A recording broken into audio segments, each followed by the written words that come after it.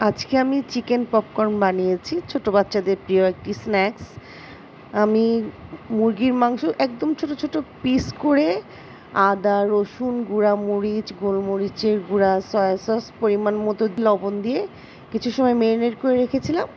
তারপরে 2 থেকে 3 চা চামচ টেম্পুরা পাউডার দিয়ে মাখিয়ে ডুবো তেলে ক্রিস্পি করে ভেজেছি। টেম্পুরা পাউডার না থাকলে এই কর্নফ্লাওয়ার দিয়েও করা যায়, তাহলেও ক্রিস্পি হবে। খেতে যথেষ্ট মজা। এটা আমরা অনেকেই খেয়েছি, আর না খেলে ট্রাই করে দেখতে পারেন।